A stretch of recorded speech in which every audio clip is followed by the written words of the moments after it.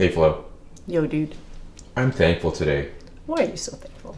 I'm thankful for all the supporters Oh, that support the channel. yes, I am thankful for them as well. Thank you for all of you who subscribe and watch our videos. Without you, there would be no channel. We appreciate your support. And a special thank you to all our patrons on Patreon who give just a little bit extra so that we can keep this channel going. Speaking of Patreon, if you are looking for the full recipe, all of my written recipes are available to my patrons there. You can check out the link below in the description. Meat. I like meat. As do I. As do the kids.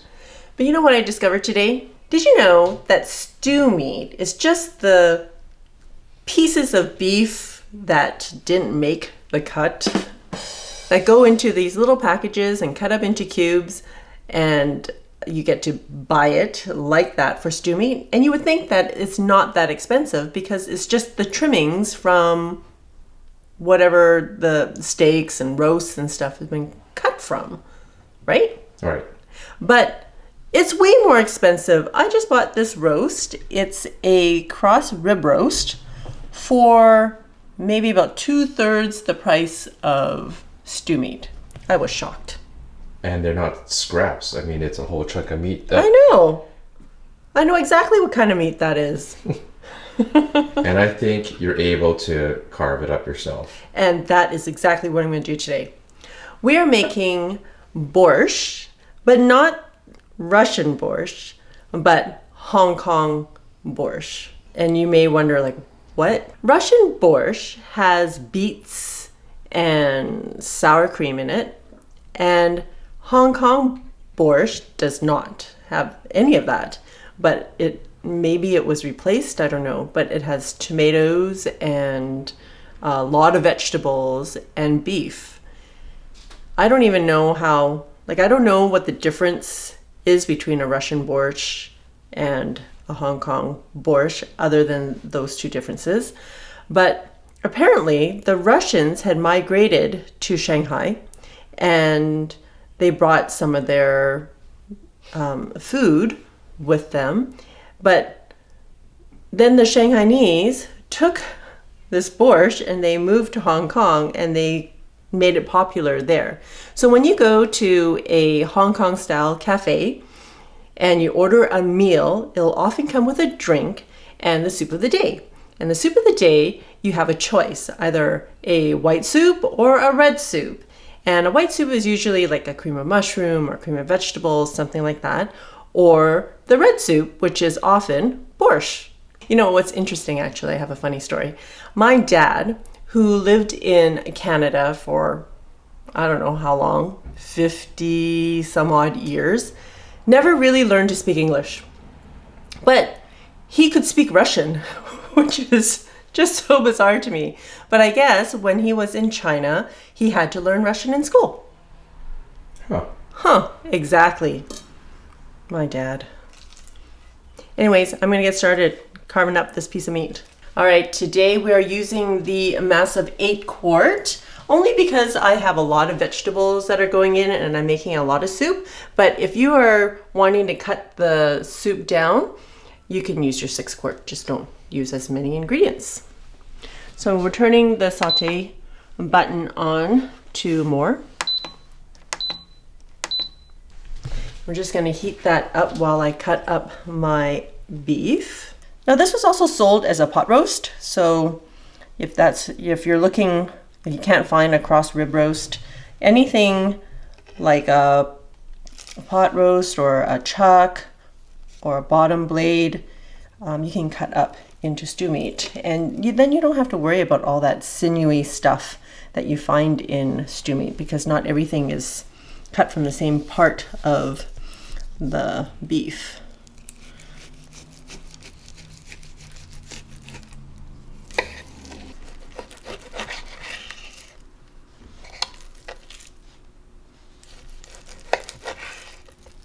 I am using vegetable oil. You use about 2 tablespoons of that right into your hot pot.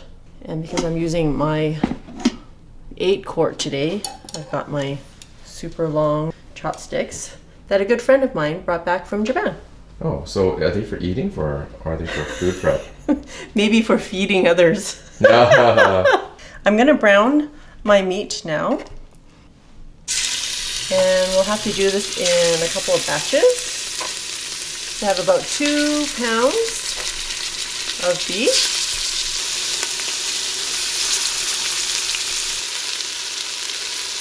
I'm just gonna chop up my onion.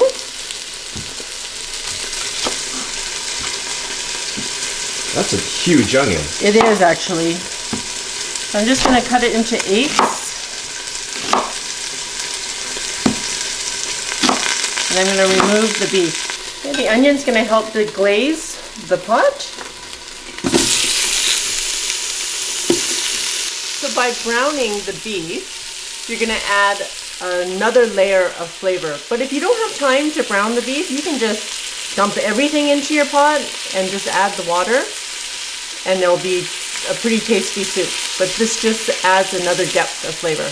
While the onion is cooking, I'm gonna cut up my celery.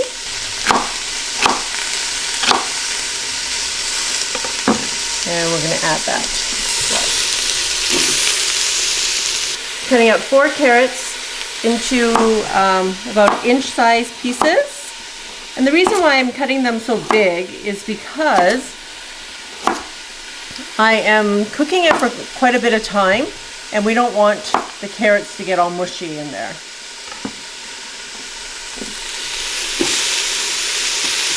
Just gonna add about a cup of water to deglaze the rest of the bits at the bottom of the pot.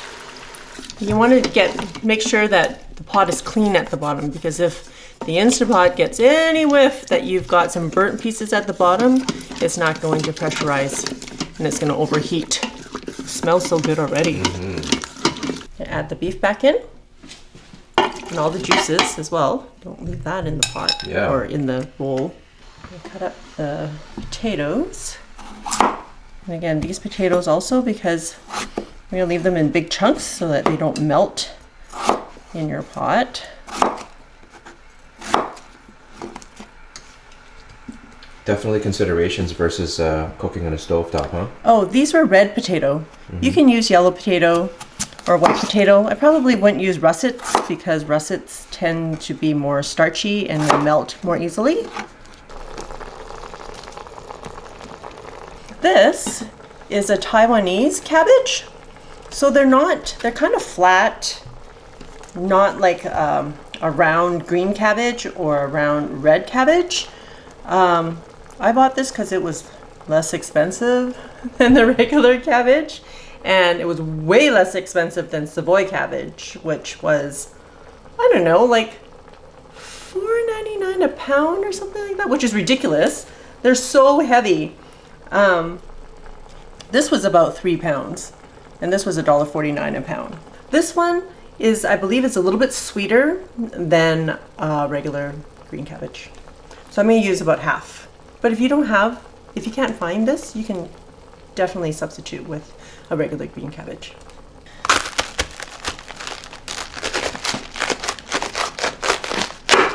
Savage. We're going to remove the core. So I'm going to cut this in quarters first. And I'm just going to cut it into, let's see. Actually, you know what? I'm just going to use a quarter of this cabbage. I think that's enough. We're using a full can of tomato paste. I forgot to add already. And today is going to be about what I have left in my fridge. So instead of cutting up 3 or 4 whole tomatoes, I have a can of diced tomatoes that I didn't finish using the other day. So this is about a cup of tomatoes. I'm just going to add. Otherwise, you can just cut up some tomatoes, which I'm also going to do because I have these little grape tomatoes from something or other. I'm just going to cut them in half and I'm going to add them too. And I forgot the garlic. So I'm using 3 cloves of garlic. When garlic starts to sprout, I remove the inside green piece because my mother-in-law says that means it'll be bitter. Because my mom said so. Because your mom said so. Just gonna roughly chop this up. I need a cutting board that doesn't move. Just gonna stir this around a little bit to get the garlic infused in there with the tomatoes. And last, mustn't forget the cabbage. Yes. Just gonna make sure that these pieces are separated. Make sure they cook through. Actually, you know what I'm gonna do first? I'm gonna add water first. Totally throwing off the cameraman. Until just covered. I'm gonna estimate about 6 to 8 cups. All right, 2 bay leaves. You forgot more than just, oh my Lanta. I'm just gonna stick them in there somewhere. 2 teaspoons of salt, kosher salt. That's my estimation. Some pepper. And when I'm pouring the water, I just bring all this stuff down below.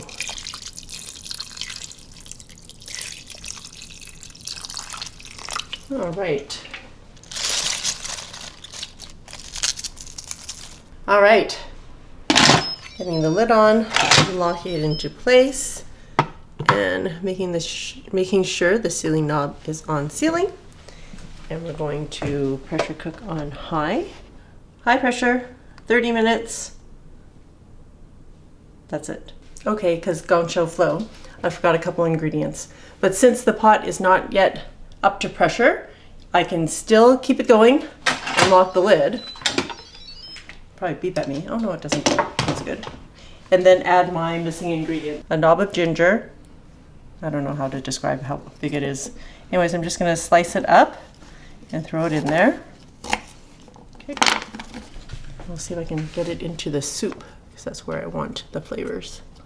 Of course, I threw my chopsticks in the sink already. I'm just gonna pull the cabbage back a little bit and add my paprika.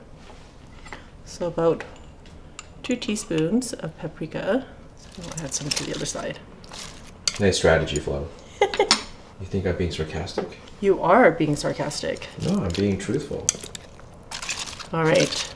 Contemplating adding the rest of that cabbage in there. What do you think? Don't do it. Why not? Because you like going for it. Why not? What am I going to do with that cabbage? Right, do what you want. I'm going to slice it up and put it in there too. Going from a chef's knife to a paring knife, a small one at that, nice one. But, hey, it works. Yeah. It'll be fine. You know, I don't understand why you ask me, should I do this? And you 9 times out of 10, well, I'm just going to do it anyways. I mean, it's a rhetorical question. I'm not really asking for your opinion. Locking the lid back into place. For the last time. For the last time. Making sure the sealing knob is on sealing. And it's already underway, so. All right. It's all good.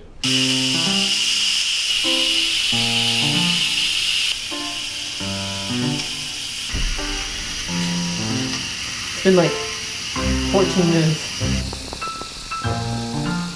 Try knocking the knob down. Bam. Maybe it was ready all that time.